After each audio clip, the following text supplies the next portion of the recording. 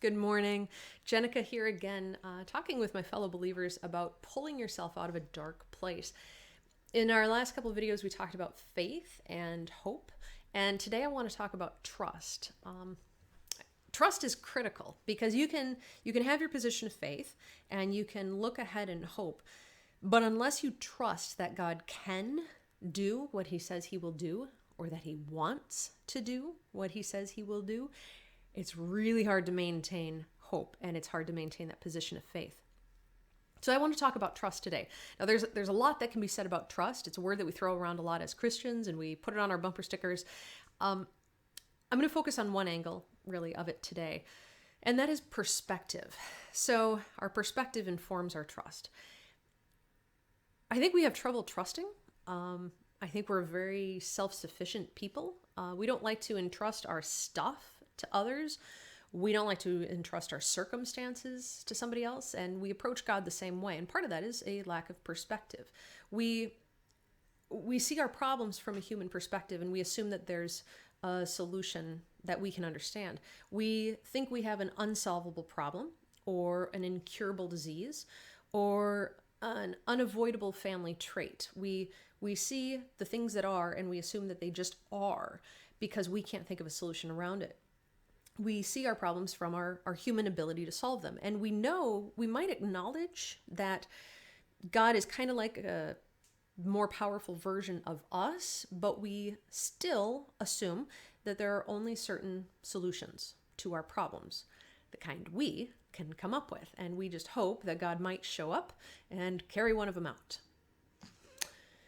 I want to break that perspective today. So let me introduce the toy behind me. This is a Turing tumble. It's a great tool for learning how computers work. Believe it or not, this is actually a computer. The Turing tumble is named after Alan Turing, of course, the father of computing. And this is a mechanical computer. You have marbles at the top. These are your inputs. You've got your board where you program your bits, your switches. You program the board so that the marble follows a certain path, and then you have your output at the bottom. Now this machine, this computer can actually compute. It can add, subtract, multiply, divide. It can count. It can give you patterns. So you start with the blue and red marbles up top. You can program the board in a certain way so that you end up with red, blue, red, blue, red, blue. But then you can change around the bits so that you end up with red, red, blue, blue, red, red. And you can really program it to do anything. These blue things are, they represent 0 and 1. So these are basically kind of logic pathways. There's 0 and there's 1, and it determines the path of the marble. You start it, and then the marble travels down the board, and you get your output.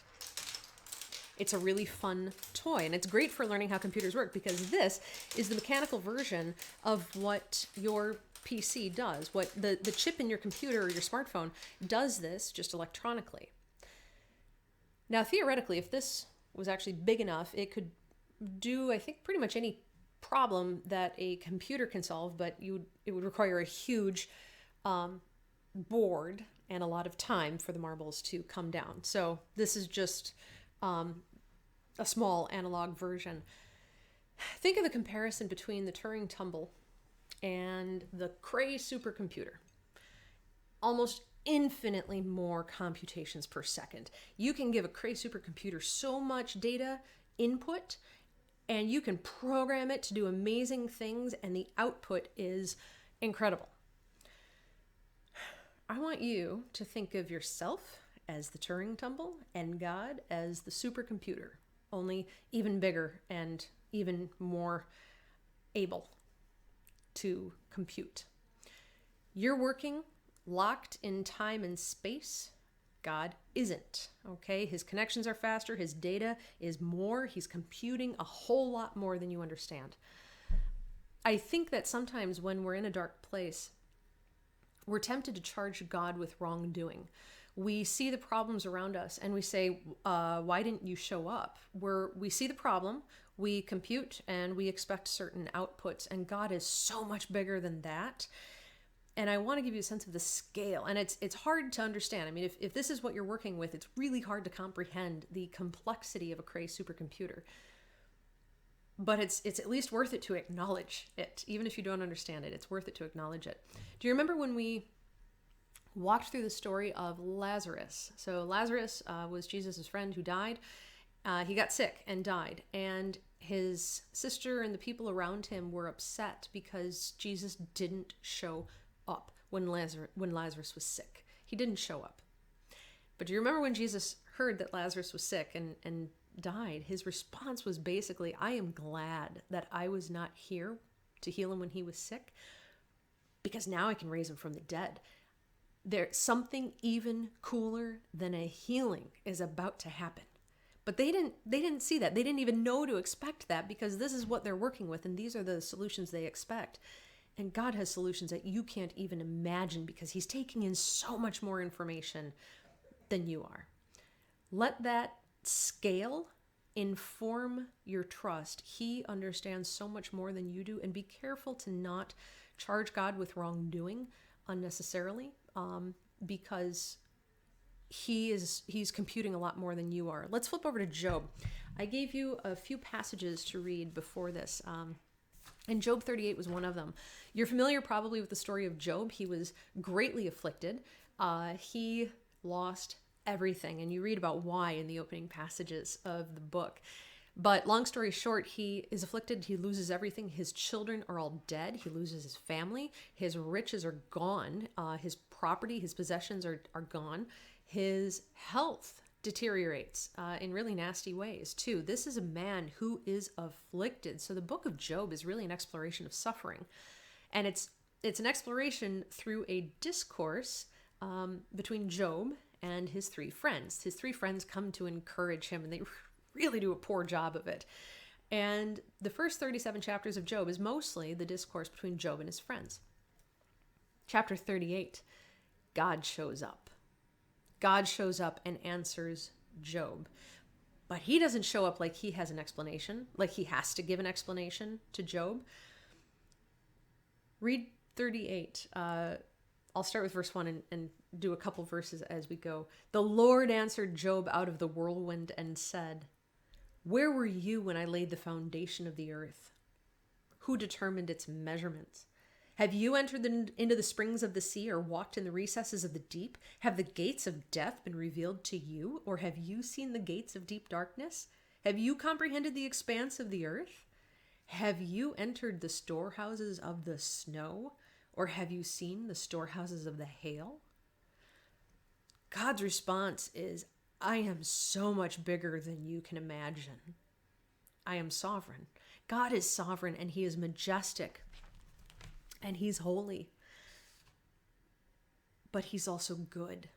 Okay, sometimes we have trouble remembering that, but he is good. And this is why I also gave you Psalm 136 to read. Do you remember that one? That's the one where every other line is the phrase, "For his steadfast love endures forever."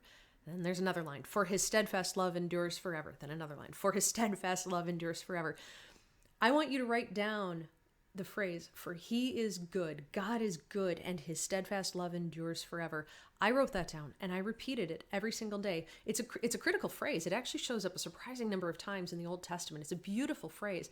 And I think it comes up so much because for all the examples of God's majesty and holiness and amazingness in the Old Testament, we are constantly reminded throughout that he is good and his steadfast love endures forever. So I want you to repeat that and remember it all the time. He is good.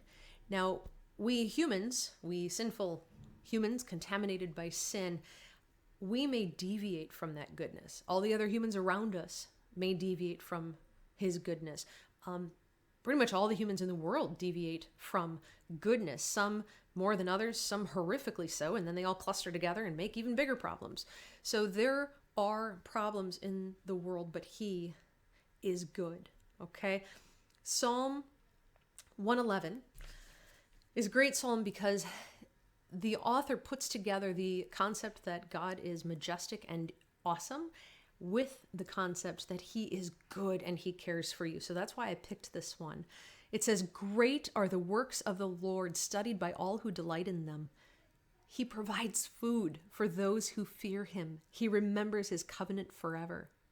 He has shown his people the power of his works. The works of his hands are faithful and just. All his precepts are trustworthy." Keep Psalm 111 close, okay? Keep it close and read it to yourself again and again. There is both majesty, awesome power and majesty, and goodness together. Flipping over to Psalm 33.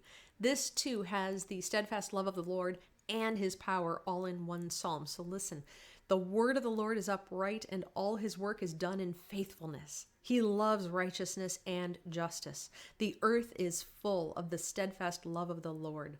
By the word of the Lord the heavens were made, and by the breath of his mouth all their host. He gathers the waters of the sea as a heap. He puts the deeps in storehouses.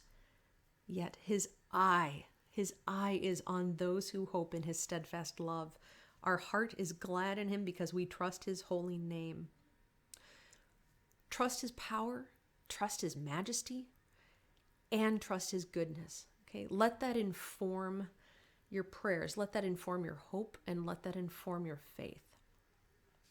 I want to close with Psalm 147, which I think is such a critical psalm as you're coming out of a dark place. And this also I picked specifically for the combination of God's power and God's love. So please read it again, and keep it close. Listen to the back-to-back verses of verses 3, 4, and 5. He heals the brokenhearted and binds up their wounds. Let me read that again. He heals the brokenhearted and binds up their wounds. And he determines the number of stars. He gives to all of them their names. Great is our Lord and abundant in power. His understanding is beyond measure. We'll meet back here next time. Take care. Hi there. Here are the passages that I want you to read for next time. These 3 in a row, I want you to read together. They are Genesis chapter 12, verses 1 through 3. Genesis chapter 15, verses 1 through 6. Romans chapter 4, verses 16 through 21. I want you to read those 3 together. And then I also want you to read Luke chapter 19, verses 28 through 40. And Luke chapter 1, verses 5 through 55. That should be enough to keep you going. See you next time. Bye.